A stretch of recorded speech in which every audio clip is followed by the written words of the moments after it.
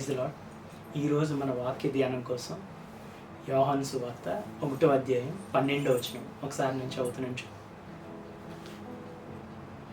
తన్ను ఎందరూ అంగీకరించిరో వారందరికీ, అనగా తన నామమందు విశ్వాసం ఉంచిన వారికి దేవుని పిల్లల అగుటకు ఆయన అధికారము అనుగ్రహించాను.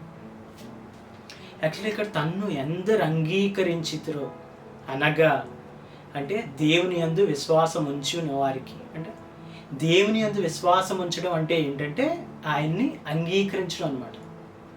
అంటే మనం ఎంత అంగీకరిస్తే, ఎంత బలంగా మనం మన అంగీకారాన్ని దేవునికి, దేవుని వాక్యానికి మనం తెలియజేస్తామో మనం అంత ఎక్కువగా ఆయన్ని విశ్వసించినట్టు.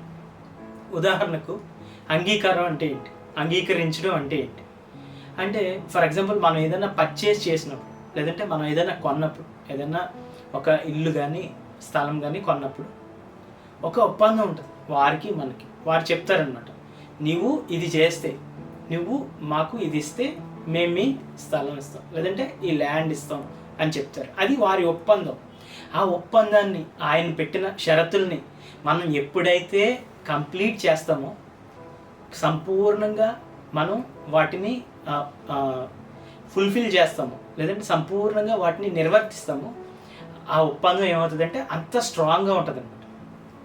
సో అలాగే దేవుడు కూడా తన వాక్యంలో ఏంటంటే చెప్తాడు, తన వాక్యంలో మీరు ఇలా చేయండి, నేను మీకు ఇది చేస్తాను, మీరు ఎలా చేసినట్లయితే మీకు ఎలా అవుతుంది అని దేవుడు ఏంటంటే ఒక ఒప్పందాన్ని మన ముందు పెడతాడు ఆయన వాక్య రూపంలో.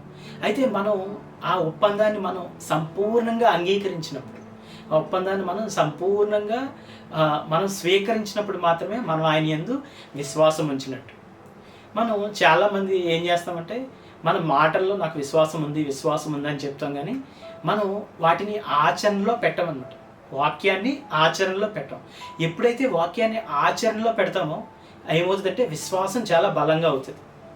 అలాగే ఈ అగ్రిమెంట్స్లో కూడా ఒక్కొక్కసారి ఈ ఏదైనా కొనుగోలు చేసే క్రయ విక్రయాలు జరిగించినప్పుడు ఏం చేస్తారంటే ఆ యొక్క ఒప్పందాన్ని స్ట్రాంగ్గా అవడానికి కొంతమంది మాటలతో మాత్రమే కాకుండా పేపర్లో రాసుకుంటారు. కొంతమంది పేపరు ఇంకా స్ట్రాంగ్గా చేయడానికి బాండ్ పేపర్ మీద రాసుకుంటారు. దాన్ని ఇంకా స్ట్రాంగ్గా చేయాలంటే నోటరీ చేస్తారు, లేదంటే ఇంకా స్ట్రాంగ్గా చేయాలంటే రిజిస్టర్ దగ్గర రిజిస్టర్ చేపిస్తారు.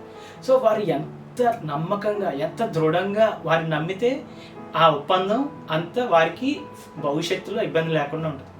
దేవునిలో కూడా ఏంటంటే మనం ఎంత క్రియల్లో చూపించగలుగుతామో అంత జీవంగా మన విశ్వాసం పనిచేస్తుంది. అంటే విశ్వాసానికి జీవం వస్తుంది. ఒకసారి యాకోబు రాసిన పత్రిక 2:17, అలాగే విశ్వాసము క్రియలు లేనిదైతే అది ఒంటిగా ఉండి మృతమైన దగును. ఏంటంటే విశ్వాసం క్రియలు లేనిదైతే, అంటే మన మాటలోనే నేను దేవుని విశ్వసిస్తున్నాను అని, క్రియల్లో మనం వాక్యాన్ని ఆచరణలో పెట్టకుండా ఉంటే, మాటలో మాత్రమే నేను అంగీకరించానని దేవుడి మాటలను మనం చెప్పకుండా ఆ క్రియల్లో అంగీకారం తెలియజేసినప్పుడు మన విశ్వాసం ఏమవుతుందంట, క్రియగలిగినదైతే జీవం కలిగి ఉంటుందంట. అంటే విశ్వాసానికి జీవం వస్తే ఏమవుతుందంటే ఆ క్రియను అది జరిగిస్తుంది. అదే మృతమైనదైతే ఓన్లీ మాటలతోనే మన విశ్వాసాన్ని ప్రదర్శిస్తే, క్రియలతో కాకుండా, అటువంటి విశ్వాసం ఏంటంటే మృతమైన విశ్వాసం అంట. సో ప్రతి దినం మనం ఆయన వాక్యానికి, లేదంటే ఆయన మాటకి మనం అంగీకారం కొద్ది కొద్దిగా మనం తెలిపి ఆచరణలో ప్రతిదినం మన వాక్యాన్ని ఆచరించినప్పుడు మన విశ్వాసంలో ఎదుగుతాము. మన విశ్వాసం కూడా మృతమైనది కాకుండా మన విశ్వాసం సజీవమైన విశ్వాసమై బలమైనదై అది క్రియలు జరిగించే విశ్వాసంగా ఉంటుంది. బైబిల్లో అనేకులను దేవుడు, నా కుమారుడా నీ విశ్వాసం గొప్పది, లేదంటే నీ విశ్వాసాన్ని బట్టి నువ్వు స్వస్థ పొందుకొని ఉన్నావు, నీ విశ్వాసమే నిన్ను స్వస్థపరిచింది అని అనేక పర్యాయంలో వారి విశ్వాసం దేవుణ్ణి కదిలించగలిగింది.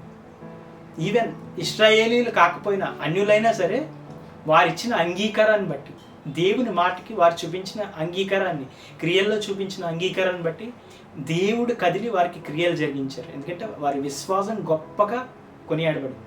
సో మనం మాటతోనే కాకుండా మనం ఆచరణతో మనం ఆయన వాక్యాన్ని ఆయన విశ్వాసాన్ని పొందుకోవాలి. ఒకసారి నేను మళ్ళీ యోహాను సువార్త 1:12 చదువుతున్నాను చూడండి. విశ్వాసం అంటే ఏంటంటే అంగీకరించడం. ఆయన్ని అంగీకరించడమే విశ్వాసం.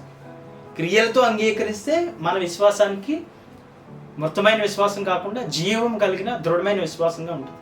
ఒకసారి నేను చదువుతున్నాను చూడండి. తన్ను ఎందరు అంగీకరించిరో వారందరికీ, అనగా అంగీకరించిన వారు అనగా తన నామందు విశ్వాసం ఉంచిన వారికి. అంటే విశ్వాసం ఉంచడం అంటే ఏంటంటే అంగీకరించడం అనమాట. సరే, కళ్ళు మూసుకోండి. మా యొక్క పరిశుద్ధాత్మ ఇంతవరకు నడిపించినందుకు అన్నాను. మీ విశ్వాసం అంటే ఏంటో మాకు నేర్పించినందుకు అన్నాను. అవును తండ్రి, అయ్యా మృతమైన విశ్వాసం కాకుండా తండ్రి శక్తి కలిగిన తండ్రి క్రియలు కలిగిన విశ్వాసం అంటే ఏంటో మాకు నేర్పించినందుకు తండ్రి వందనాలు చెల్లించుకుంటున్నాను.